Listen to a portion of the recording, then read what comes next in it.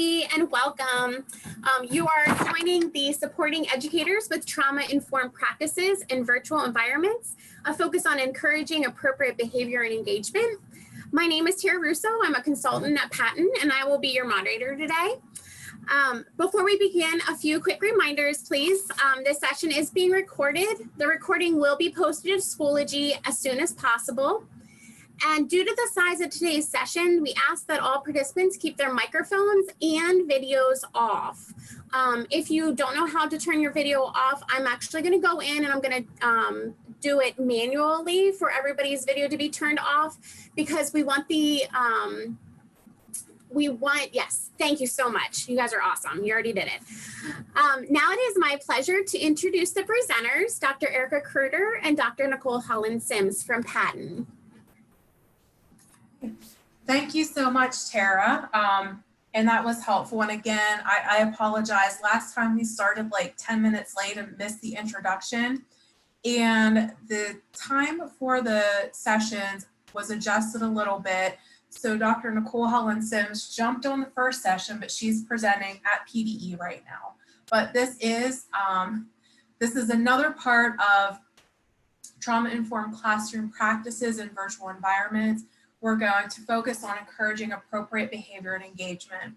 If you were in another session this morning, that's okay. I put the entire PowerPoint into one file and all of the resources from both sessions. I know sometimes it's hard to choose. So you should be able to select one of your web browsers and type in bit.ly/ and then in all caps, SSDVE trauma. And that will take you to a link to the handouts for this session, as well as some additional resources. And at the end, I will show that again. I know most of you might have been on the earlier session. So welcome everyone.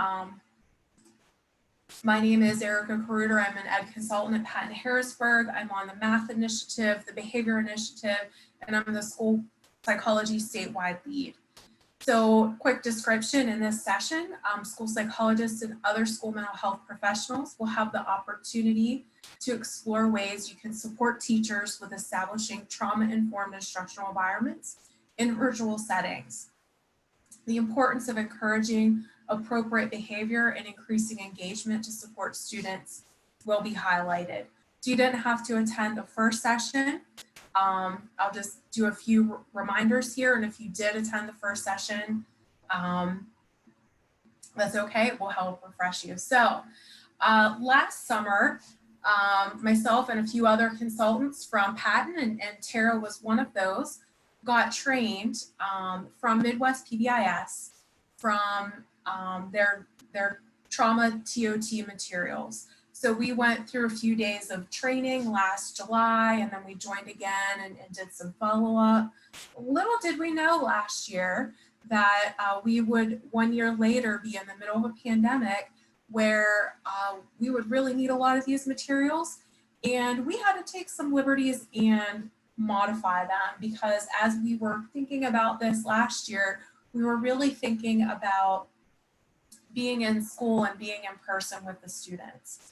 So we don't have all the answers about how to do everything perfectly for trauma-informed practices through virtual learning, but we hope that there are a few resources on here that you'll find helpful. So just a quick definition. I know many of you are familiar with what trauma is, but just a quick definition. So trauma occurs when a child experiences an intense event that threatens or causes harm to his or her emotional and physical well-being.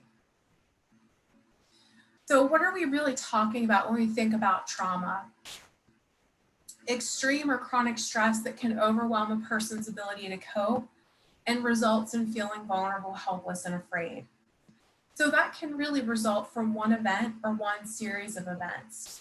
It might be something that a person has witnessed or experienced it directly themselves. That experience is subjective. And what happens is when it impacts our students and even ourselves as adults, it can interfere with relationships, We'll get a little bit more into self-regulation, fundamental beliefs about oneself, others, and one's place in the world. The thing that's important is we do not get to decide what is stressful or traumatic for someone else. So what might be stressful for me might not be stressful for someone else, and vice versa. And thinking about our students in the midst of a pandemic situation, in the midst of having their schooling just abruptly ended and having a big disruption to school, some students, they may not really notice a lot. Some students, it may be very traumatic for them. So we don't get to decide what is traumatic or what is not traumatic for someone else. We may have students who have lost family members. We may have students who don't know anyone who's, experienced COVID symptoms and their family hasn't had any loss of income, or we might have students whose parents are essential workers and on the front lines, or parents who have lost their jobs due to the economic distress of this. So we don't get to decide. That's the important thing. How everyone perceives stress is different. So we're going to look at this through a different lens. As school mental health professionals, I know we have some people on the call that aren't school mental health professionals, and you might just find these resources really helpful in your role. So school psychologists, school counselors, social workers, home and school visitors, administrators, special educators, emotional support teachers, paraeducators, whatever your role may be. I hope that there's at least one or two things you can take away today that will be helpful in your role. I kind of developed this as looking through a different lens, because as school mental health professionals, someone who's a school psych or school counselor, our role often isn't to be the classroom teacher, right? Our role is to provide support and consultation to teachers, administrators, students, and families. So as we review materials today, think about how you might be able to use them in applying trauma-informed approaches to virtual environments to support those educators, families, and students. How might you use those in a supportive role?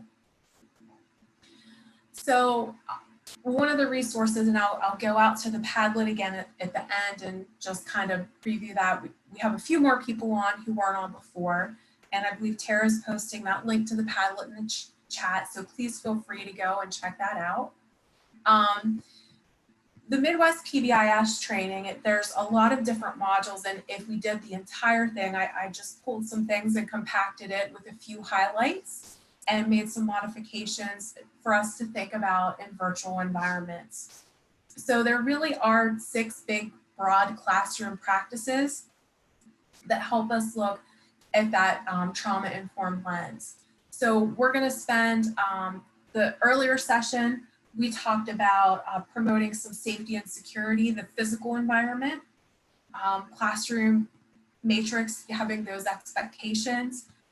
This session, we're going to expand upon that a little bit more, talking about encouraging appropriate behavior and thinking about engagement opportunities to respond.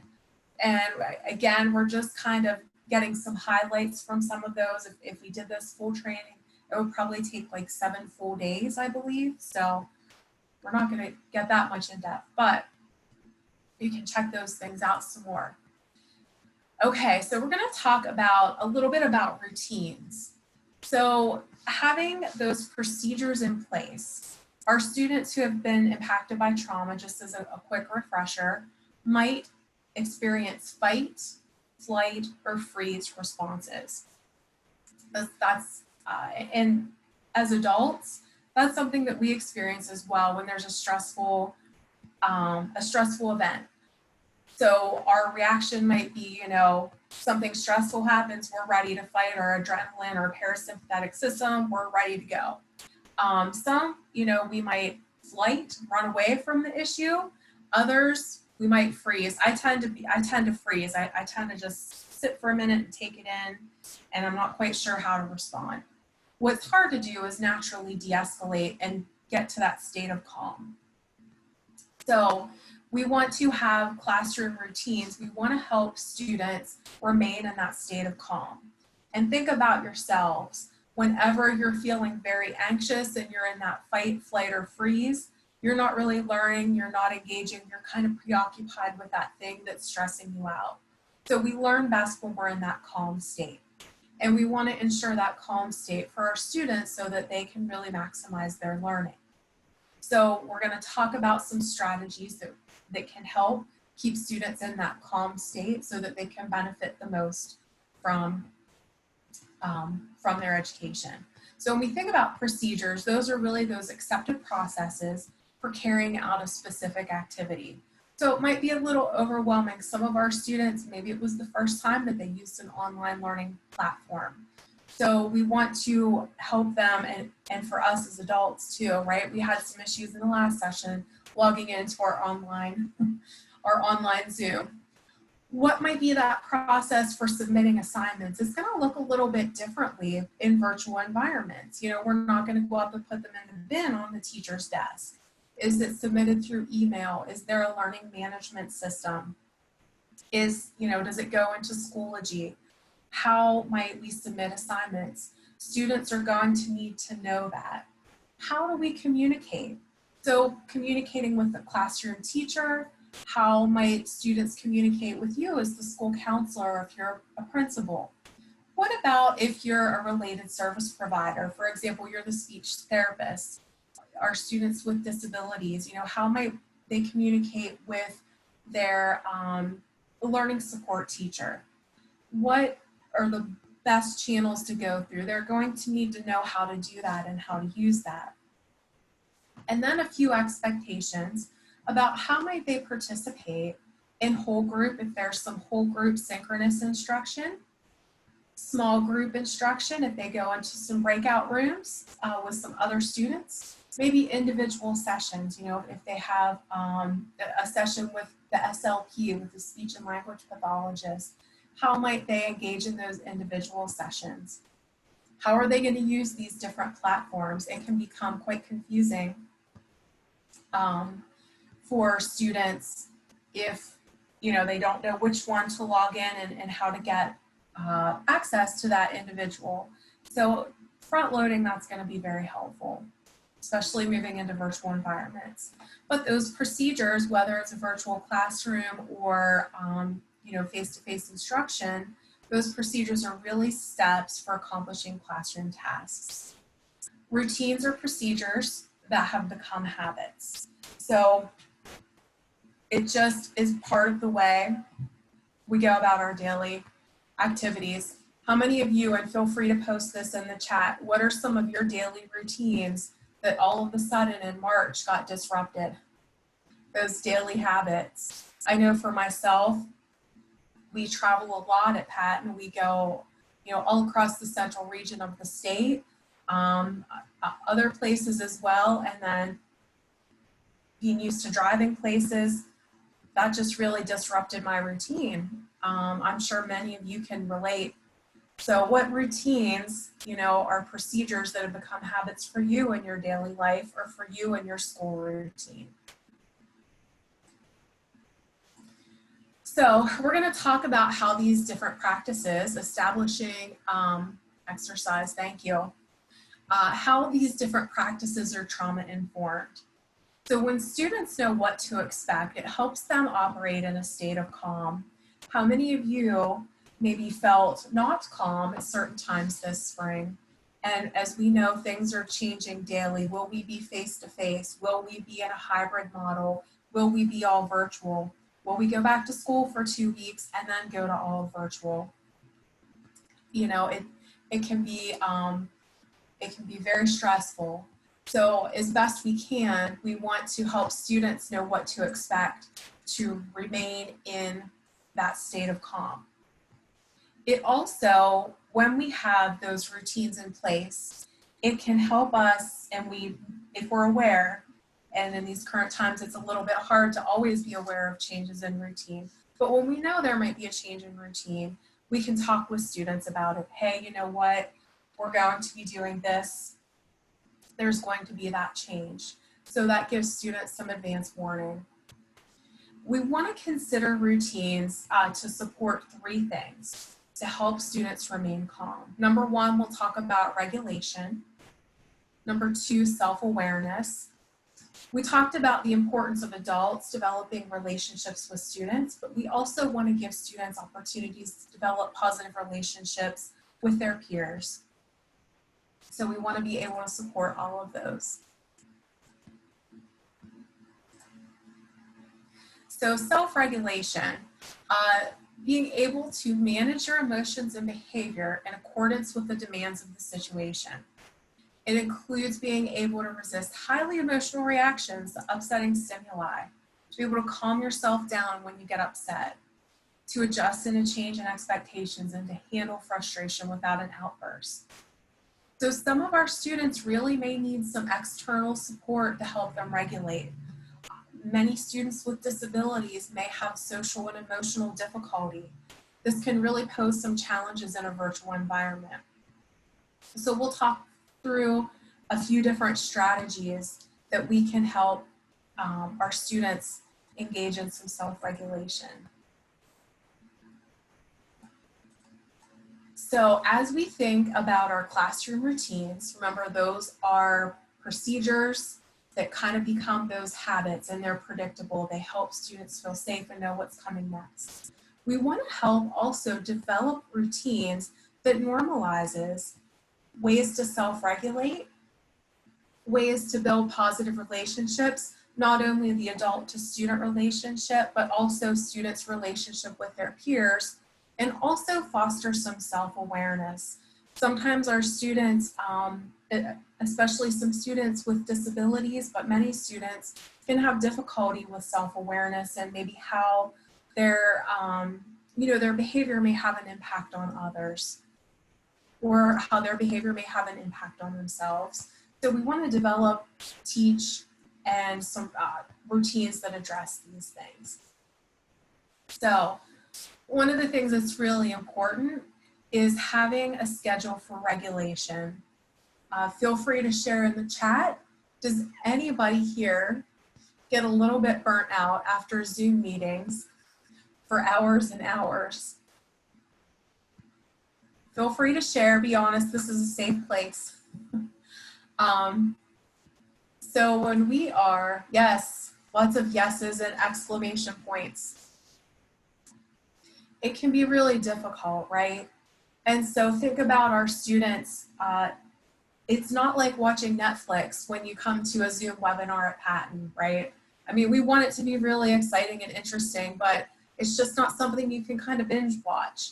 You need smaller doses of that. It's hard to sit in one place all day. So what we want to be able to do is give students a schedule for regulation so that that's just part of the day, whether we're in person learning or whether we're virtual or some hybrid model. So it's helpful during transitions. Transitions can be a really rough time. We want kids to know what to expect in transitions, especially our kids who have experienced some trauma. We want them to feel safe in transitions. So giving opportunities for regulation, maybe before an important lesson. How many of you have been on a Zoom meeting for like 2 or 3 hours and you're like, I just cannot focus anymore, and what's coming up next is important. I need some type of break to kind of regulate.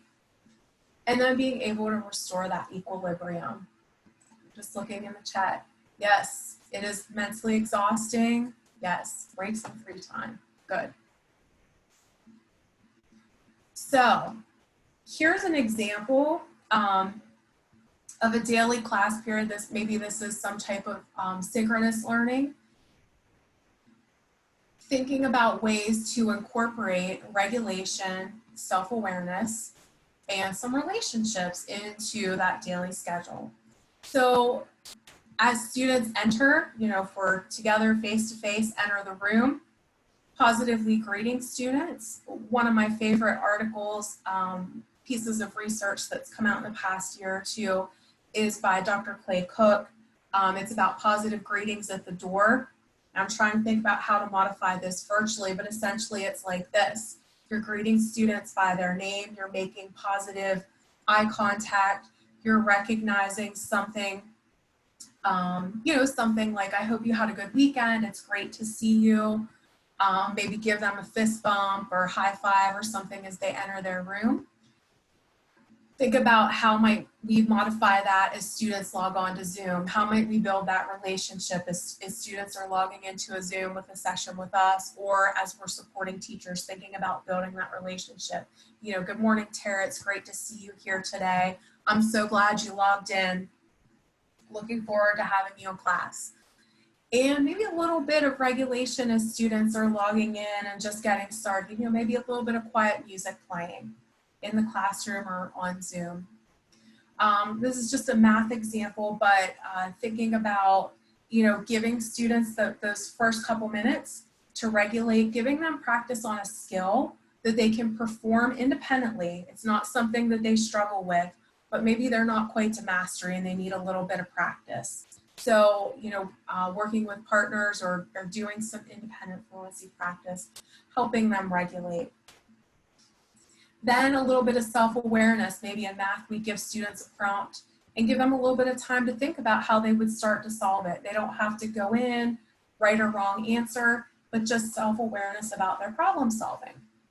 Then we get into maybe some whole group instruction. We'll talk about some opportunities to respond, you know, writing on whiteboards. I just saw a whiteboard app and I can't remember the name of it, but it was pretty neat. If I find that later, I'll add it to the Padlet, but a teacher could see, students could write on their device at home, and teachers could see all of the whiteboards then on the screen to give some quick feedback. Maybe some manipulatives, have students unmuted that they can orally respond. There are some math apps that have virtual manipulatives. One's called Number Pieces that has base 10 blocks. Giving high rates of positive feedback. And then kind of closing out, you know, give students a couple minutes to write about their mathematical thinking for the day in their journal. No right or wrong, but giving them a chance to think about their thinking. So that's just an example, but helping teachers think through their schedule for the day. You know, if it's synchronous, asynchronous, you can still build in some opportunities for regulation, self-awareness, and building relationships. So we'll talk about a few regulation strategies. I have a few up here, but I know we've got a lot of school psychs and school counselors, social workers, mental health experts on here. So if you have some other great ones, please feel free to share those in the chat with your colleagues. So helping students engage in some breathing can be very helpful. Quiet time. Movement, as we think about like rhythmic movement, you know, going for a walk. I saw some people posted exercise, giving students a chance to, thanks for putting that whiteboard app in there. You know, giving them some time to like focus. I know someone shared before they've done some mindfulness videos that students could watch at home. That's a great idea that it's kind of portable, they can do everywhere. Sound, thinking about music.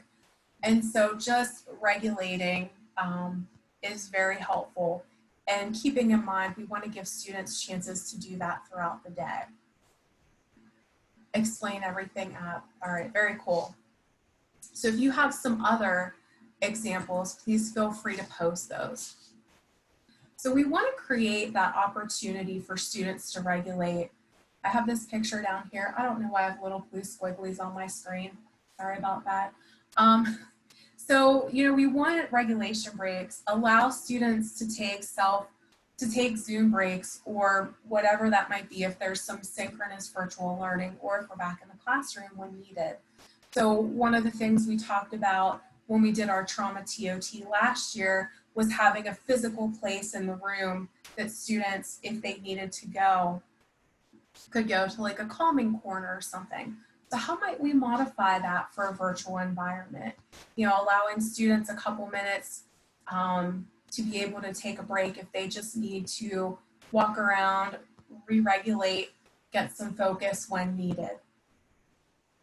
And not only allowing them when needed, but also scheduling those in so that all students know some of those regulation breaks are built right into the daily schedule, you know, where we can stand or Maybe you could, work with teachers to play a short song where students can dance for a minute, or we practice breathing practices. We really want to normalize those regulation breaks. As looking before at the chat, everybody gets some Zoom fatigue, right? Our students especially. All right.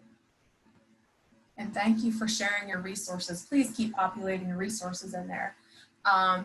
The other thing too, so when we think about being in a traditional classroom, what we want is a safe and appropriate way. Sometimes our students maybe engage in acting out behaviors to let us know they need a break. And so we want to kind of work with them, to put a card on the desk, like they just put a yellow card or a blue card at the corner of their desk, and that's a signal that the teacher has worked out with the student in advance that they need to take a regulation break. So how might we modify that for a virtual environment?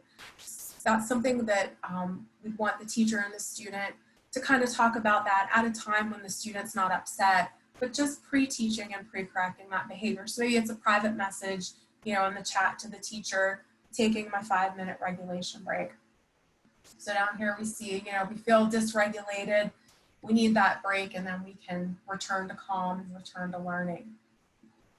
So here are a couple different strategies, and maybe you even want to try these at home for yourself or your own family member or children.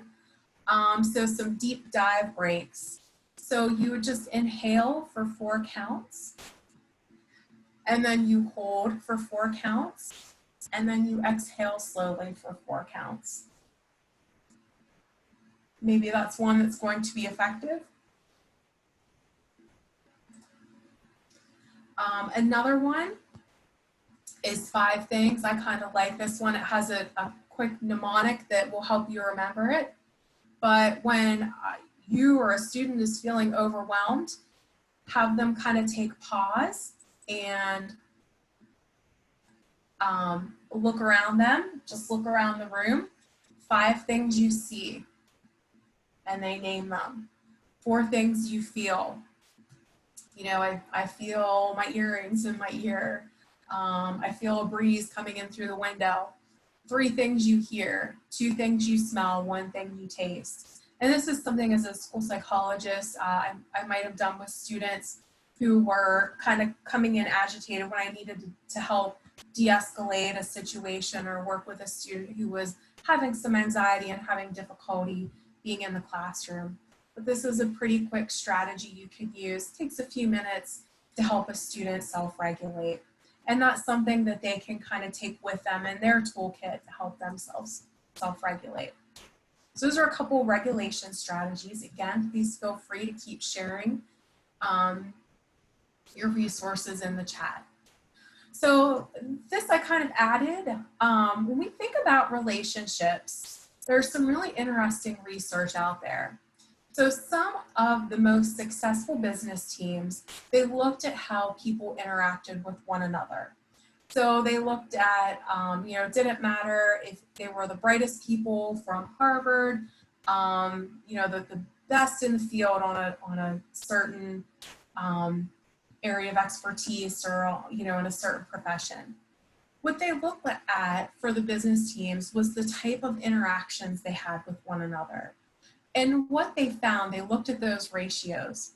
Those high-performing business teams had about 5.6 positive interactions for every 1 negative interaction. The teams that had medium performance were about 1.9 positive to 1 negative. And the lowest performing business teams had actually more negative interactions to positive interactions. So that was for adults and business teams. Here's some other research, and I'm sure many of you might be familiar with the Gottmans. So they looked at also building positive relationships, and they wanted to look, what makes the most successful marriages? And they kind of looked at all these different things, and they looked at the interaction type. So what they found were the most successful marriages had about that 5-to-1 ratio for positive to negative interactions. And what they were able to do as they collected this data, they watched newlywed couples for a brief period of time, and they just kind of looked at the types of interactions that they had. And they were able to predict, based on those ratios, which couples would stay together and which couples would be divorced with about 94% accuracy. So the marriages that were most likely to last with strong positive relationships had about that 5-to-1 ratio, and marriages that weren't likely to be as successful, now not all, but had a higher negative ratio than positive interactions. So what might this mean for our students in building relationships? One of the things I often liked to do whenever maybe a teacher was having difficulty with a student or with classroom management, and I'll show you at the end here on the Padlet, there are some look fors in the classroom, and this concept is in that document. But keeping that 5-to-1 ratio in the classroom. So I might go in and a teacher says, I'd like some support with classroom management. They might have some students with whom they're experiencing some difficulty. So I just kind of look at a few different things, but one of those things I look at, ratios of positives to negatives. So just kind of tally, what are those positive student contacts? Great job, Billy. I like how you're working on page 10. Wonderful work, Tara. I like how you're sitting in the front seat paying attention today. And then tallying, what are those negative contacts? Sally, I told you to stop doing that. And you just kind of add them up. And if that ratio is not up to 5-to-1, and especially if we get more negatives to positives, that's an area that we can focus on pretty quickly and start to make some change. The other thing is looking at those opportunities to respond. We have a high amount of opportunities to respond. Okay. So when we think about students who have experienced trauma, we need to increase that ratio even more. So when I shared the research on successful business teams, successful marriages, thinking about students who've experienced trauma, they may need even more opportunities to hear what they're doing right.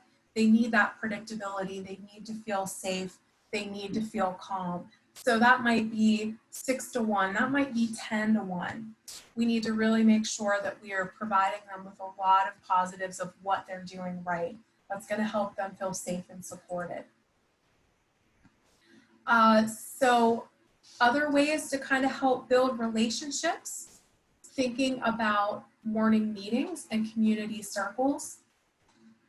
So I've seen some teachers having if you're working asynchronously, still having some scheduled time that students can just log on and greet one another and share some things, doing some check-ins, how they're doing, to see their friends, they miss their friends. Just a time for some positive relationship building. Good, Suzanne, I see she has a morning meeting with 3 questions. And even better, to let them know in advance some things that they can think about so they know what to expect in those morning meetings so that they don't feel put on the spot. How are you feeling? What is your goal? And who will you ask for help? Wonderful. Love those, Suzanne. But morning meetings can be really helpful.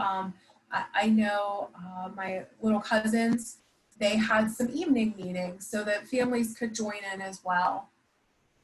So just thinking about how might we do those things to help students feel safe and supported and build relationships with one another.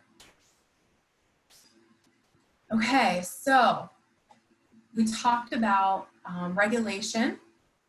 We talked a little bit about building relationships. But now self-awareness, that can be kind of tough. And in these pictures, there's just 2 examples here.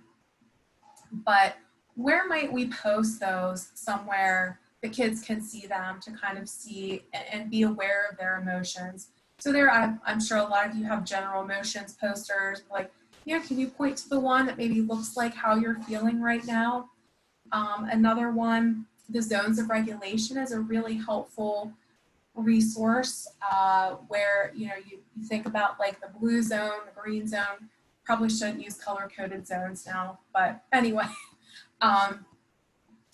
we don't like the red zone, right?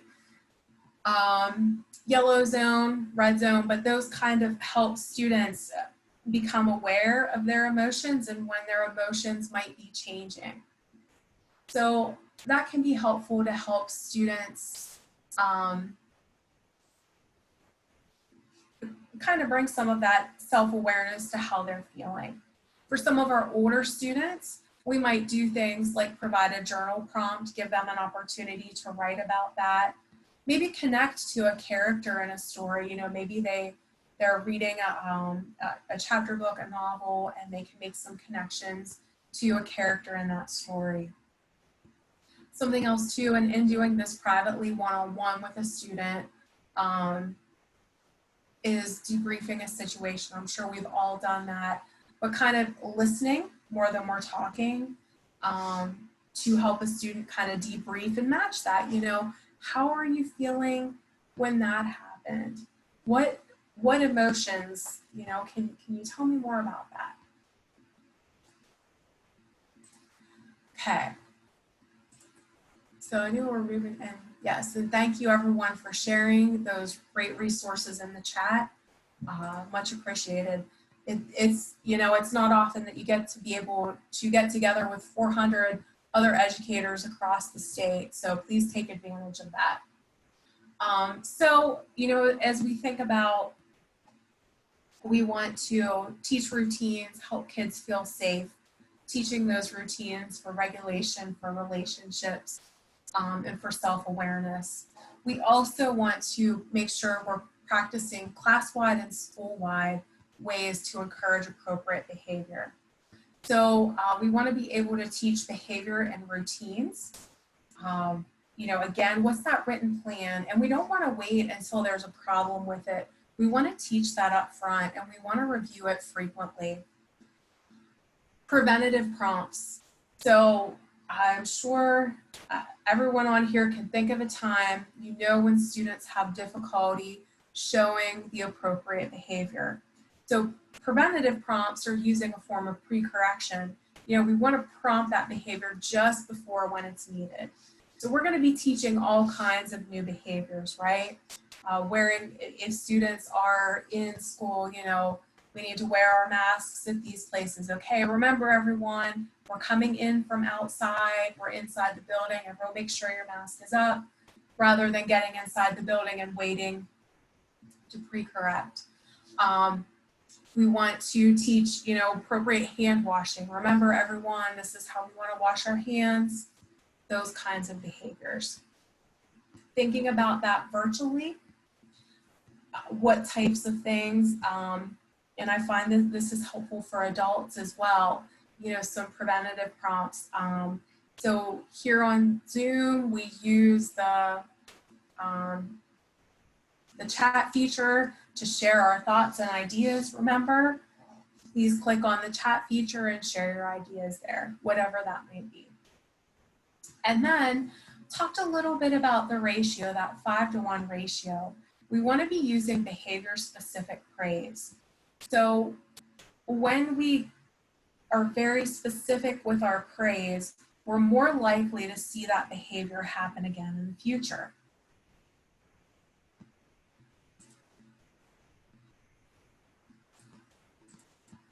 Oops, sorry. Okay.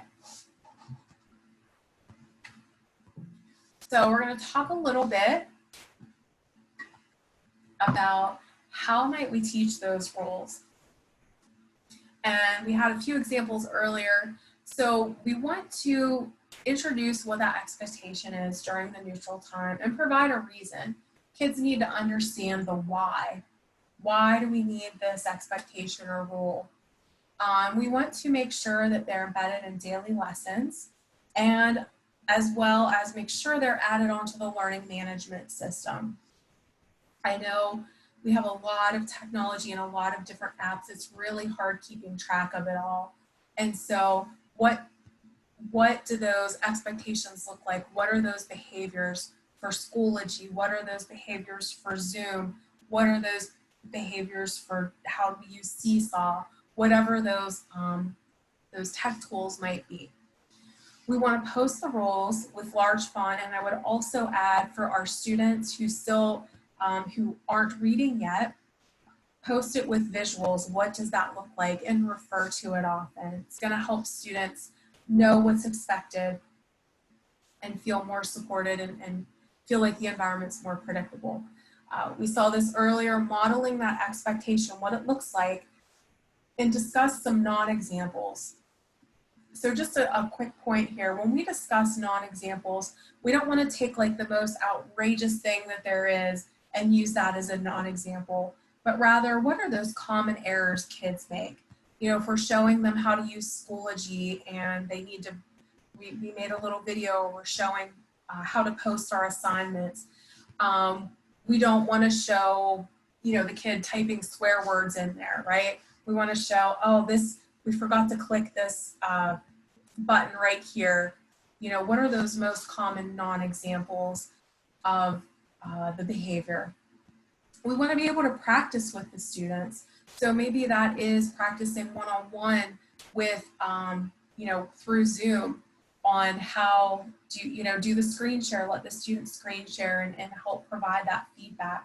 Students might need some of those extra supports. Acknowledging students who demonstrate that expected behavior. Acknowledge, acknowledge, acknowledge. I like how you're doing that. That's going to help change behavior much more than telling kids what they're doing wrong. And then prompting, pre-correcting, and reviewing as often as necessary. So, classroom behavior lesson plan. Here's an example. We want to, introduce that. We want to teach it. We want to practice. We want to monitor and reinforce. I've been looking for some examples on the Padlet. You'll find Minnesota PBIS. I kind of put a call for help out on Twitter as we think about how might we, I'm sure many of us can think of examples, how might we provide acknowledgement to students in person? Many of us have PBIS tickets. Many of us have, some type of acknowledgement system, like with tokens. How might you do some acknowledgement virtually? That can be a tough one, right? It can be a little bit difficult, especially when we have asynchronous learning, to know if students are performing the behavior correctly. We might have that end product of, they submitted assignment, it looks good, but how might we give some more of that monitoring and reinforcing in virtual environments? So thinking about, as we're putting those different strategies into the daily curriculum, what is the objective? So we might want to also post that on our learning management system. What might be that behavioral, social, emotional skill from that matrix that we want to work on? And what's that visual cue that we want to prompt students with and provide them with specific praise? So, and I was searching, I've been looking, so if any schools have done any short videos modeling what correct behavior looks like, and you have those on your YouTube, please feel free to pop those in the chat right now. But short videos can be very helpful, and PBIS will create videos to show in your school. It's not a video that is part of a packaged curriculum, but it shows what does correct behavior look like on our playground? What does correct behavior look like entering and exiting the bus? What does the expected behavior look like in our cafeteria? So I was really scouring, and I haven't found many yet out there, but I'd love to hear if any of you or your schools have created some videos that shows what appropriate behavior looks like in virtual sites. So if you're able to find those, please feel free to post those in the chat. I would love to see some of those for our resources as well. I know that's something schools would really appreciate having. Okay, so talking a little bit more about behavior-specific praise to reinforce those behaviors that we've taught. So why might behavior-specific praise be a trauma-informed practice? As I mentioned before, contingent praise, we see the behavior and then we provide praise based upon that behavior, is associated with increases in not only behavior, but also academic skills. Providing, feedback in math, for example, has helped to increase academic skills. When we look at behavior specific praise, it helps not only our students in gen ed classes, but also our students who receive special education services. When we focus our praise on positive actions and those expected behaviors, we help support that sense of confidence and autonomy that really helps students develop self-esteem. Our students who have experienced trauma can really benefit from this. And finally, teacher praise, it's free, it's easy to do, and it's one of the most empirically sound teacher competencies. Praising that specific behavior can be really helpful. So when we use frequent behavior-specific praise, that helps to create a positive climate, interactions, rapport, and relationships with students by focusing the adults and students on those positive behaviors and actions. How many of you enjoy it when you have a friend or maybe a relative that always finds what's wrong? Oh, why are you wearing your hair like that? I can't believe you wore that outfit today. Why don't you drive slower? Whatever, insert the behavior there, whatever that might be. How do you feel about that when someone's pointing out the negative of what you do often? And then kind of flip that. Think about the people you like to surround yourself with. Those are the people that are probably like, finding the good in you, and they're people that are validating. And think about that and how it applies to our students. So when the behavior is praised, that specific behavior, it's more likely to occur in the future, and it's really powerful for shaping or changing behavior. So using behavior-specific praise, we want to minimize attention to negative behaviors. This has growth mindset in there. I will say the research is a little bit mixed on growth mindset, but what we want to do is reinforce what students are doing correctly. We want to increase instructional time and minimize the time out of the room. When we're finding what students write, it really reduces the need for correction. You want to start to make a shift with a student. This is a challenge I'll often pose when I'm doing an in-service, maybe for some teachers on behavior management. There's always that one student that challenges them, and I kind of say, okay, this is what I'd like you to try and see how this works. First, kind of take a little bit of baseline data and see what are your positive and negative interactions with that student. My guess would be there's probably more corrections and negative interactions. What I'd like you to do is really focus on shifting that and make sure you have that 5-to-1 ratio, and start finding, even if it's the smallest behavior that the student's doing correctly, reinforce that and see what happens over time. That relationship will probably become a little bit, be repaired somewhat, and you'll start to see that student's behavior shift to more positive behaviors. So again, when we know what we're doing right, that helps us move forward and continue to show those behaviors. Especially for our students who have experienced trauma, they need to know what they're doing right, what's expected, so that they can do more of that. So just kind of a point, every time any adult interacts with any student, that can be an instructional moment. And sometimes as educators, we get very busy in our days, but keep in mind that interaction can be very meaningful and very powerful to that student. So we should use all moments as instructional moments. So very simple steps.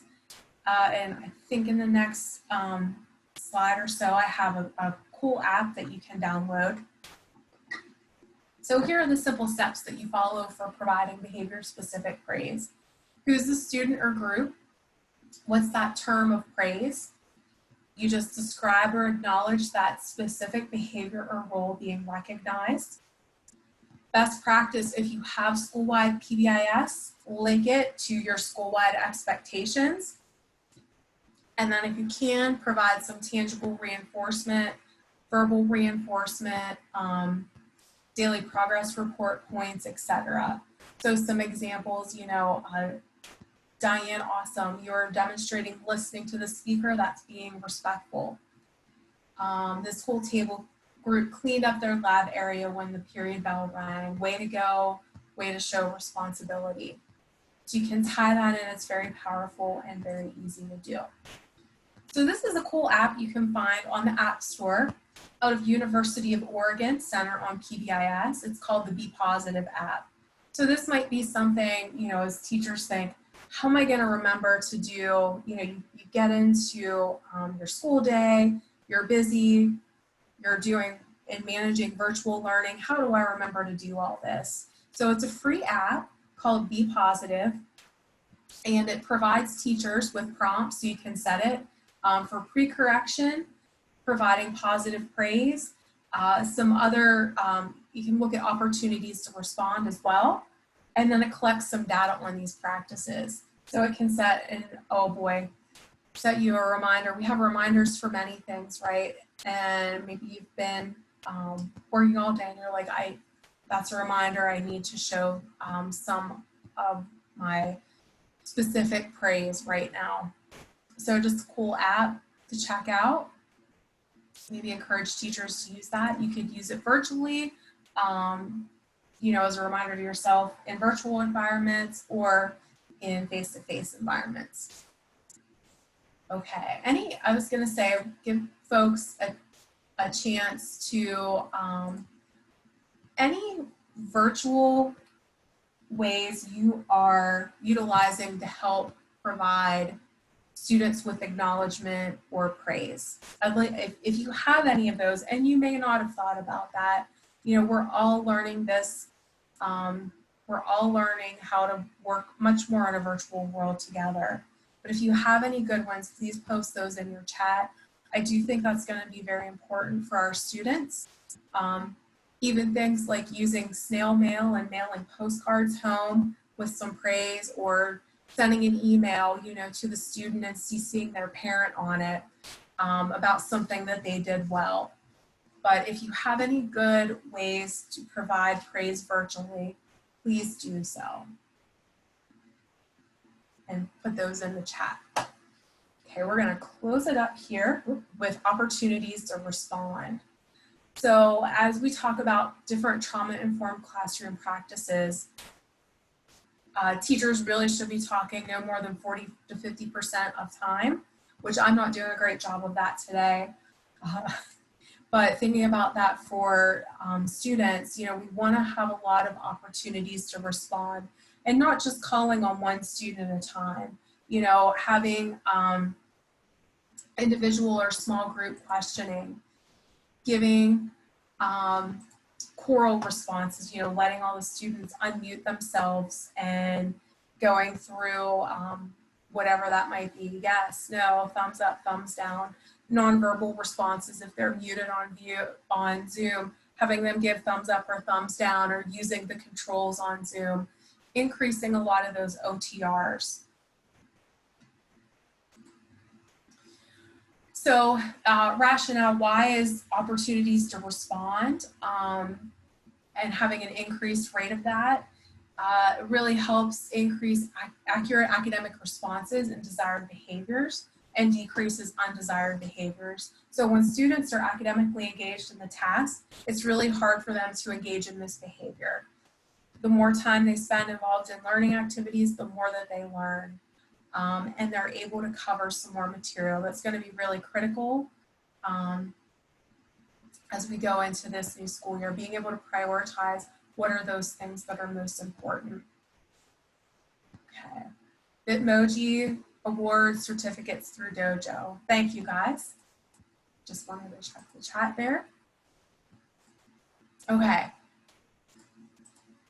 So just a few other snippets from the research. When OTRs or opportunities to respond are increased, we see more on-task behavior and correct responses from students, while the disruptive behavior decreases. Helps improve reading and math. It also provides continual feedback for the teacher on student learning and the effectiveness of teaching strategies. So they can make adjustments to instruction on the fly as they need to. All right, so I put 2 up here that I know how to use. I am a school psychologist by training, so I'd love to hear from some of you to maybe add to this in the chat. What are a few other ideas that you might use for some virtual engagement tools? Please feel free to post those in the chat. I know there's a ton out there. Padlet, yes, I can use Padlet too. Word certificates and Microsoft Teams, okay. Good in a second. Flipgrid, Nearpod, Edpuzzle, Pear Deck. I used Pear Deck before. Flipgrid.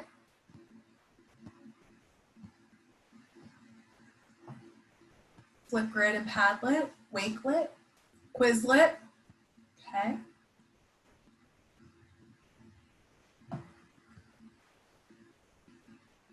Padlet. People like Padlet. I got a new one called S'more. And there's an educator one, S'more flyers, where you can embed like videos. The students can't really respond on that very much though, but you can embed your links into it. Google Hangouts, ClassKick, okay. Awesome. Kahoot. Okay.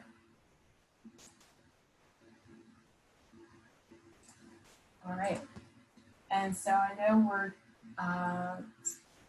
getting wrapped up here. Checking my time. Okay, so why is that practice trauma informed? So when we differentiate response supports to all students, we want to be able to engage students in ways which they're comfortable. When we give some opportunities for processing time, that helps neural networks in the brain be strengthened. It also helps, we talked about self-awareness a little bit before. It helps to increase a child's self-awareness. Those frequent opportunities to respond and provide some feedback, give them some time to process or apply what students are learning. There's a neat one, and I'll make a note, I'll add this to the Padlet retrieval practice. It is a really good research-based way to kind of interweave in new content as well as refresh other content, but getting those responses out of students rather than just putting information into them. Okay, so we talked about some of those. I'm wrapping up here. Okay, so just a few additional resources. I want to go out to the Padlet real quick. As we wrap up this session, I know we had a few people log on afterwards. Oh no. What did I do? Sorry.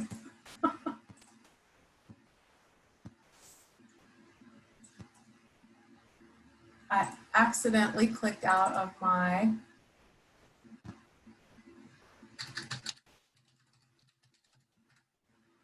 Chrome.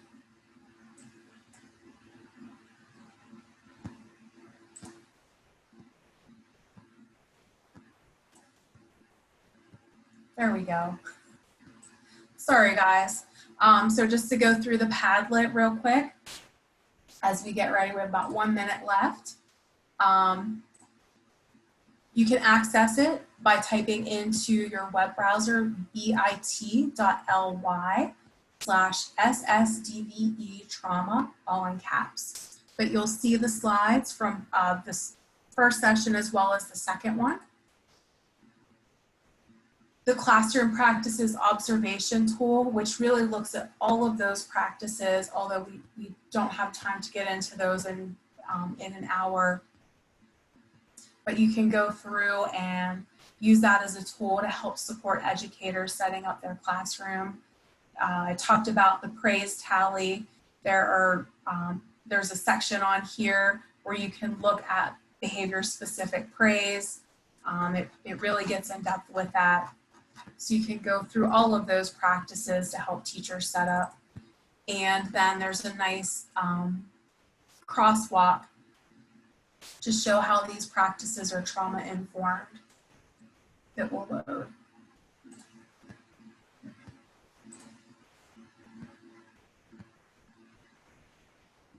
So it goes through each one, and as you're kind of working with teachers, how are each of these classroom management practices, how are they trauma informed, and how might this help students who have experienced trauma?